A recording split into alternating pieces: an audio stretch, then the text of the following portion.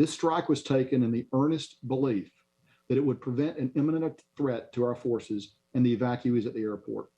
But it was a mistake, and I offer my sincere apology. As the combatant commander, I am fully responsible for this strike and its tragic outcome.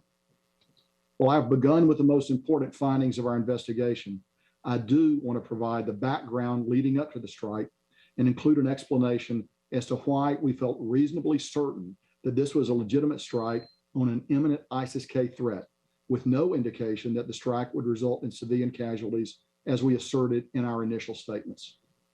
The strike on 29 August must be considered in the context of the situation on the ground in Kabul at Hamid Karzai International Airport, following the ISIS-K attack that resulted in the deaths of 13 soldiers, sailors, and Marines, and more than 100 civilians at Abbey Gate on 26 August, and also with a substantial body of intelligence indicating the imminence of another attack.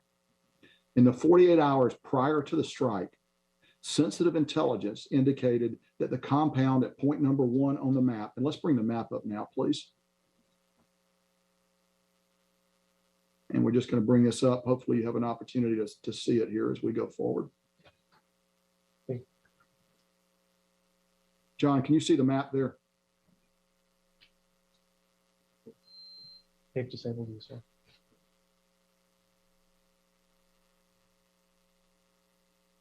Hey, John, can you hear me now?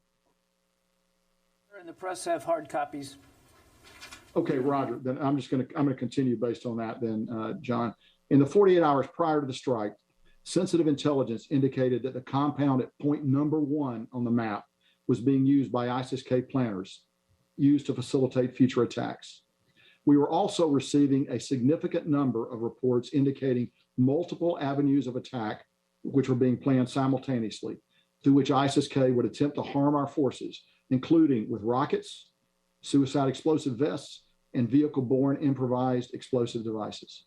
In fact, in the 36 hours preceding the strike, our leaders on the ground at the airport and in the strike cell received more than 60 different pieces of intelligence related to imminent threats, with some intelligence corroborating and some conflicting, with events observed from our UAVs, which were flying above Kabul throughout the day.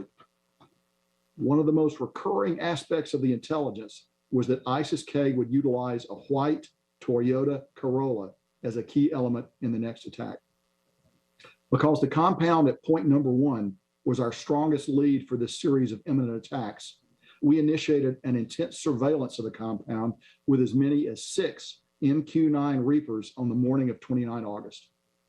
At 8:52 a.m. local time on 29 August, a white Toyota Corolla arrived at point number 1, the compound we believed to be a key area of interest associated with imminent threats to the airport.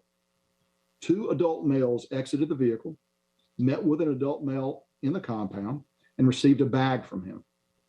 The Corolla then departed the compound heading south, and we followed the vehicle. At 9:05 a.m., the Toyota Corolla picked up a 3rd adult male carrying a bag at point number 2, and then continued south. At 9:35, the Corolla arrived at the compound at point number 3, which we now know to include an Office of Nutrition and Education International, and all 3 adult males in the vehicle entered the building on the compound. At 11:19 a.m., 3 adult males unloaded bags and jugs from the trunk of the vehicle before departing the compound at 11:22 a.m., heading south. At approximately this time, U.S. forces were notified of a sensitive intelligence collection indicating that an ISIS-K cell leader in Kabul was dropping off supplies. At 12:11 p.m., the Corolla arrived at point number 4, and at least 2 adult male occupants exited the vehicle in front of an office building before returning to their vehicle and departing at 1:27 p.m., heading west and then south. At 2:00 p.m., the Corolla returned to the compound at point number 3. Subsequently, multiple adult males were observed loading the trunk of the vehicle, with items assessed at the time to be explosives, before departing at 3:47 p.m. with 4 adult males heading north. At 4:11 p.m., the Corolla returned to point number 2 and dropped off one adult male carrying a bag, then continued north. After driving near point number 1, the Corolla dropped off one adult male on the road at point number 5, which is roughly several hundred meters north of point number 1. At 4:39 p.m., the Corolla dropped off its last passenger on the road at point number 6. At 4:51 p.m., the Corolla arrived at point number 7 and backed into a compound that was approximately 3 kilometers from the airport, which was the closest it came to the airport all day.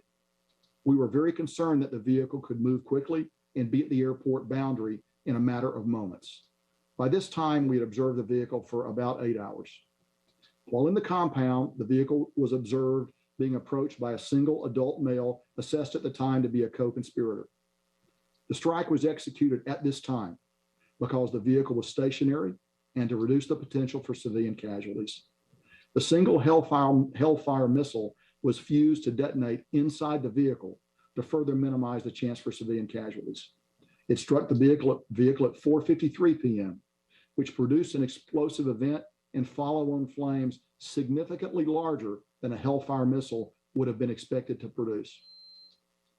It is my assessment that leaders on the ground and the strike cell had achieved a reasonable certainty at the time of the strike to designate the vehicle as an imminent threat to U.S. forces at the airport, and that they made this self-defense strike in accordance with established rules of engagement.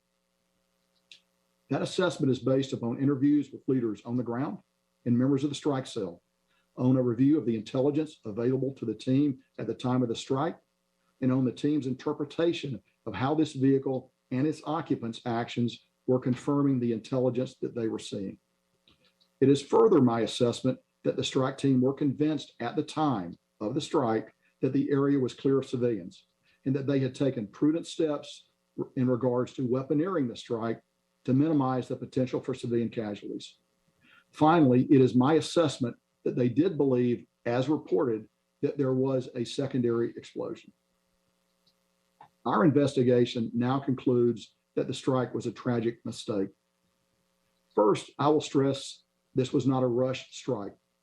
The strike cell deliberately followed and observed this vehicle and its occupants for 8 hours while cross-checking what they were seeing with all available intelligence to develop a reasonable certainty of the imminent threat that this vehicle posed to our forces. Second, while the initial reports indicated a secondary explosion, the initial investigation could only conclude that there was a possible to probable presence of external accelerants that could include either explosive material in the vehicle or an ignition of the gas tank of the vehicle. Subsequent analysis could not rule out the presence of a small amount of explosive material, but determined that the most likely cause was the ignition of gas from a propane tank located immediately behind the car. Such an ignition would have created the brief but massive fireball oriented directly up and out of the compound that was observed in the video and displayed in this photo. If we could get that next photo up, please. They have you disabled, sir.